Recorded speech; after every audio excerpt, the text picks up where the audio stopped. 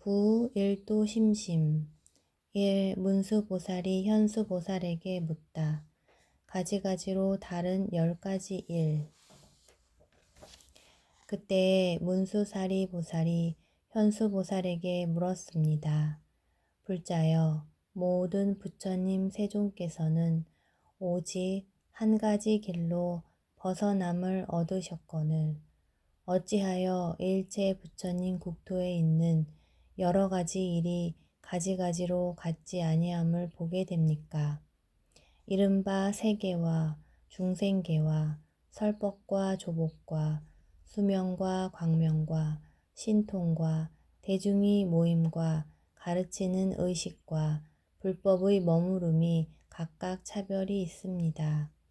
일체의 불법을 갖추지 아니하고 안욕따라 삼맥삼보리를 이루는 이가 없습니다. 제불세존은 오직 일도로서 생사를 벗어났으며 중생들로 하여금 생사에서 벗어나게 하신다. 그런데 어찌하여 일체 세계에는 여러 가지 일들이 갖가지로 같지 아니한가? 세계와 중생계와 설법과 조복과 수명과 광명 등등의 차별이 있는가? 2. 현수보살이 답. 1. 일도 출생사. 문수보살이여, 법이 항상 그러해서 법왕께서는 오직 한 법이시니 일체에 걸림이 없는 사람이 한 길로 생사를 벗어나느니라. 원효 스님께서 시내의 거리를 돌아다니면서 노래를 불렀다. 고 전해지는 무예가의 무예는 일체 무예인 일도 출생사에서 유래하였다. 한국의 불교는 신라 시대의 원효 스님과 의상 스님이 국민들에게 화엄경을 가르쳐서 그 토대를 삼았다. 의상 스님은 화엄 법성계를 지어 이생을 하직하는 사람들이 듣고 이고 등락하도록 49제의 마지막 시간에 법성도를 돌면서 이별의 노래로 들려드리도록 하였다.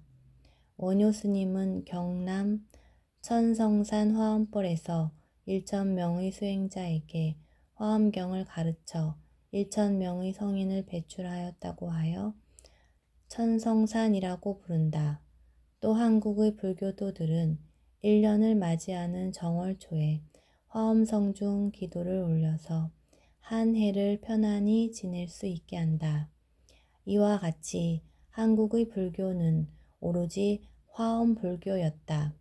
이러한 사실을 알아 화엄불교가 부활하여 화쟁과 원흉과 조화와 소통으로 세상이 다시 평화로워야 할 것이다. 일체의 모든 부처님의 몸이 오직 한 법신이시며 한 마음 한 지혜이시니 힘과 두려움 없음도 또한 그러하니라. 일체에 걸림이 없는 수행자는 한 길로 생사를 벗어나며 일체 제불은 오직 한 법신이다. 한 법신이란 한 마음이며 한 지혜다. 또 일불승이다. 일불승이란 곧 사람이 부처님이라는 인불사상이다. 부처님이 세상에 출현하신 것은 오직 모든 것을 구족한 사람이 부처님이라는 사실을 깨우쳐 주기 위함이다. 이 근기를 따라 보는 것이 다르다. 처음 보리에 나아갈 적에 가진 바 회양심과 같이 해서 이와 같은 세계와 대중과 설법을 얻느니라. 일체 모든 부처님의 세계가 장엄이 모두 원만하나 중생들이 행이 다름을 따라서 이와 같이 보는 것도 같지 않도다. 제불세조는 모두가 한 길로 생사를 벗어났으나 중생들이 그 행위가 다름을 따라 보는 것이 다르다는 것을 밝혔다. 3. 부연하여 해석하다. 부처님 세계와 부처님 몸과 대중의 모임과 그 말씀이여. 이와 같은 모든 불법을 중생들이 능히 볼 수 없도다. 그 마음이 이미 청정하고 모든 원이 다 부족한 이와 같이 밝게 통달한 사람이라야 이것을 능히 보게 되리라. 앞의 개송에서는 중생들이 보지 못함을 밝혔고 여기서는 마음이 청정하고 원이 부족하고 지혜가 명달한 사람은 능히 볼 수 있음을 밝혔다. 중생들의 마음에 즐기는 것과 업을 짓고 과보를 받는 힘을 따라서 이와 같이 차별함을 보게 되나니 이것은 부처님의 위신력이로다. 부처님이 위신력으로 중생들의 마음에 즐기는 것과 업을 짓고 과보를 받는 힘을 따라서 이와 같이 차별함을 보게 되는 것임을 밝혔다. 부처님의 세계는 차별이 없으며 미워함도 사랑함도 없으나 다만 중생들의 마음을 따라서 이와 같이 다름이 있음을 보도다. 부처님의 세계란 사람이 본래로 갖추고 있는 무차별성과 청정성과 자유자재성에서 증해심이 없는 경지이다. 본래로 다 갖추고 있으나 각자가 분별을 일으키는 관계로 태양을 가리는 구름이 되어 어둡게 된 것이다. 그러므로 온 세계에 보는 것이 각각 차별함이니 일체 열애와 대선의 허물이 아니로다. 일체 모든 세계에 교화를 받을 사람은 사람 중의 영웅을 항상 보나니 모든 부처님의 법이 이와 같도다. 대선은 곧 부처님이다. 사람 중의 영웅도 역시 부처님이다. 바로 사람의 진여불성이며 자성청정성이며 법성 생명성이다. 언제나 이 위대성을 깨달아 모두가 부처님으로 차별에 이끌리지 말고 당당하고 활발하게 살아야 할 것이다. 10. 부처님의 경계심심 1. 여러 보살이 문수보살에게 묻다. 부처님의 10가지 경계. 그때 모든 보살들이 문수사리보살에게 말씀하였습니다. 불자여, 우리들이 아는 바를 각자 말씀드렸사오니 오직 원컨대 어지니께서는 미묘한 변제로 열애가 소유하신 경계를 말씀하여 주소서. 그동안은 문수보살이 다른 여러 보살들에게 낱낱이 질문하고 질문을 받은 보살이 일일이 대답하였다. 이번에는 마지막으로 다른 여러 보살들이 문수보살에게 질문하고 문수보살이 대답하는 것으로 부처님이 경계에 대하여 묻는다. 부처님의 경계는 누구보다도 부처님의 지혜를 대신할 수 있는 문수보살만이 답할 수 있을 것이기 때문에 문수보살이 대답하는 것이리라. 어떤 것이 부처님의 경계며 어떤 것이 부처님 경계의 인이며 어떤 것이 부처님 경계의 제도함이며 어떤 것이 부처님 경계에 들어감이며 어떤 것이 부처님 경계의 지혜며 어떤 것이 부처님 경계의 법이며 어떤 것이 부처님 경계의 말씀이며 어떤 것이 부처님 경계의 알미며 어떤 것이 부처님 경계의 증득함이며 어떤 것이 부처님 경계의 나타남이며 어떤 것이 부처님 경계의 넓음입니까? 앞에서는 부처님 경계의 전체적인 것을 물었다. 그리고 하나하나 명칭을 들어서 물었다. 부처님 경계의 원인과 부처님 경계의 제도와 부처님 경계에 들어감과 지혜와 법과 설법과 암과 증득함과 나타남과 강대함까지 10가지를 일일이 물었다. 이 모든 경계는 실은 사람의 진여불성의 경계이기도 하다.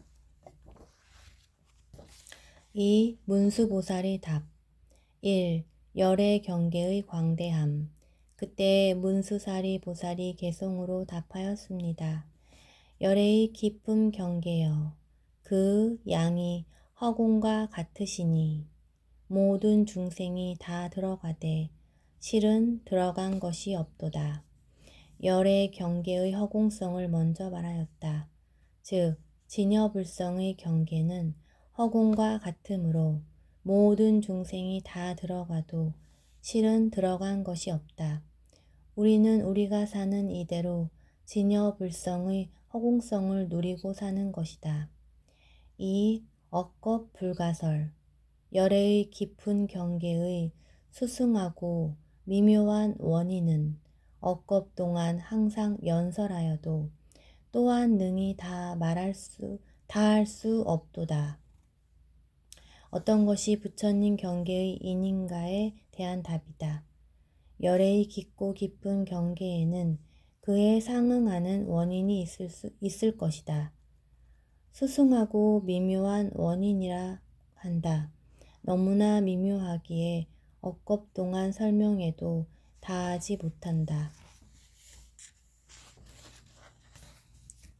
3. 부처님 경계의 제도.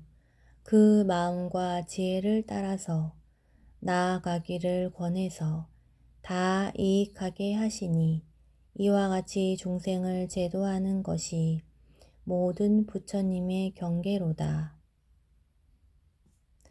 부처님의 경계에서 중생을 제도한다는 것은 무엇인가? 중생들의 마음을 따라서 권유하여 수행에 나아가서 이익하게 하는 것이 부처님 경계의 제도이다. 4. 부처님 경계가 세간에 들어감. 세간의 모든 국토에 일체를 다 따라 들어가지만 지혜의 몸은 색상이 없으시니 저 세간들이 능히 볼 수 없도다. 부처님은 지혜다. 지혜의 몸이다. 지혜의 몸은 형상이 없어서 세간 일체 국토에 다 들어가지만 그들은 능히 볼 수 없다. 지혜의 몸은 본래 눈으로 보는 것이 아니다. 이것이 일체인의 진여불성과 법성 생명의 무상성이다. 5. 부처님의 지혜는 허공과 같다. 모든 부처님은 지혜가 자제하사 3세에 걸림이 없으시니 이와 같은 지혜의 경계가 평등하여 허공과 같도다.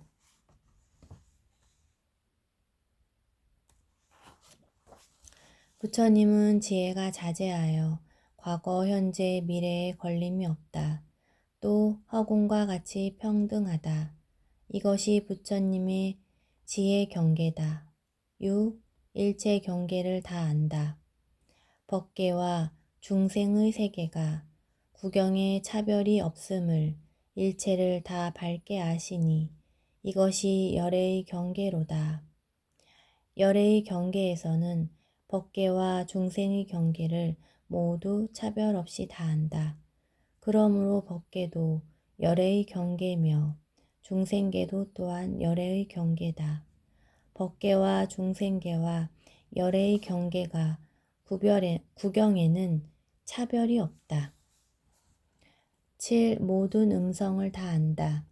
일체 세계 가운데에 있는 바의 모든 음성을 부처님의 지혜로 다 따라 아시니 또한 분별이 없도다. 부처님의 지혜 경계는 일체 세계의 음성을 다 안다. 그것은 곧 열애가 음성 그 자체이기 때문이다. 열애는 모든 것이다. 열애는 모든 것이다. 모든 것이면서 하나다. 이것이 열애의 일체성이다. 8. 식으로서 알 수 없다. 식으로서 알 바가 아니며 또한 마음의 경계도 아니니 그 성품이 본래 청정한 것을 모든 중생에게 열어 보이시도다. 열애의 경계는 궁극적으로 식으로서 능히 알 수 있는 경계가 아니다. 또한 마음의 경계도 아니다. 식과 마음과 함께할 뿐이다. 주객을 나누어서 아는 것과 알려지는 것이 아니다. 이것이 진여자성의 불가지성이다. 그 성품은 본래 텅 비어 청정하다. 이 구절은 화엄경의 또 하나의 명구다. 9. 업도 번뇌도 아니다. 업도 아니고 번뇌도 아니며 사물도 없고 머물 곳도 없으며 비춤도 없고 행할 곳도 없어서 평등하게 세간에 행하도다.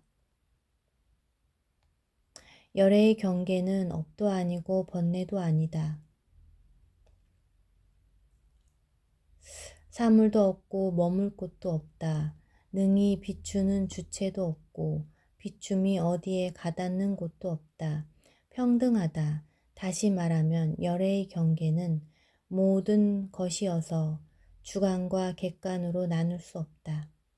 10. 한순간에 다 안다. 일체의 중생들이 마음이 삼세에 널리 있거늘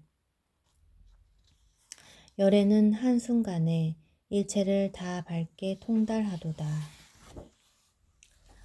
부처님이 경계가 매우 깊고 깊음을 밝히는 경계 심심에 대해서 여러 보살들이 문수보살에게 묻고 문수보살이 답을 하는 내용의 마지막 개송이다.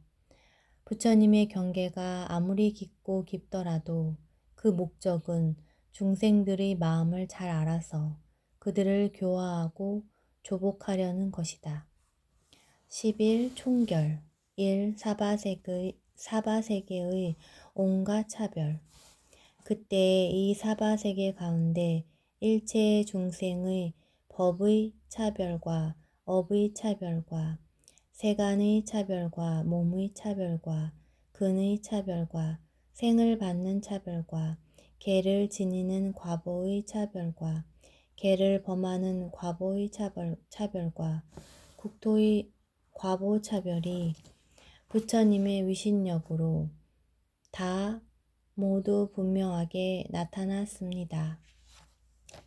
보살들이 문답을 주고받으면서 부처님의 경계가 깊고 깊음을 드러내어 밝히는 내용이 총결이다. 먼저 사바세계 중생들의 온갖 차별이 부처님의 위신력으로 환하게 다 나타났음을 말하였다. 부처님의 위신력이란 깨달음의 지혜며 부처님 정각의 내용이며 진여자성과 법성생명의 위신력이다.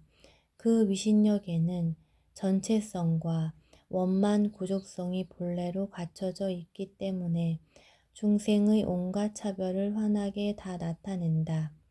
먼저 중생의 법이란 중생이 수행하는 법이다.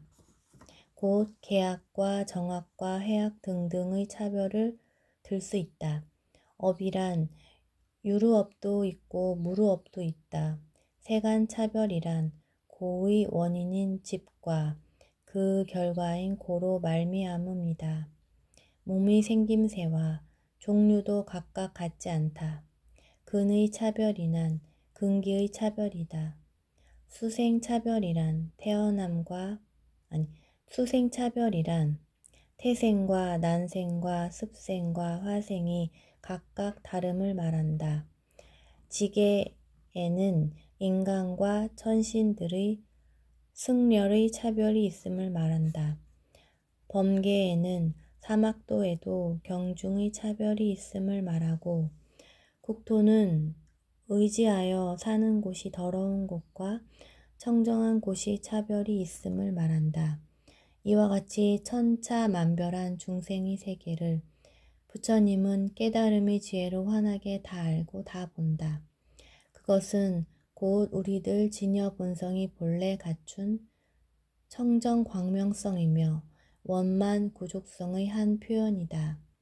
이 법계의 온갖 차별, 이와 같이 동방의 백천억 나요타와 수 없고 한량 없고 끝 없고 가틀이 없고 셀 수 없고 일컬을 수 없고 생각할 수 없고 헤아릴 수 없고 말할 수 없는 온 법계와 허공계의 일체 세계 가운데 있는 중생의 법의 차별과 내지 국토의 과보차별을 다 부처님의 위신력으로 분명하게 나타내었습니다. 그리고 남서북방과 내간방과 상방과 하방도 또한 이와 같았습니다. 부처님의 위신력으로 사바세계의 온갖 차별을 그와 같이 나타내듯이 온 법계와 허공계의 일체 세계 가운데 있는 중생의 법의 차별과 내지 국토의 과보 차별을 다 부처님의 위신력으로 분명하게 나타내었다. 보살 문명품 끝. 제13권 끝.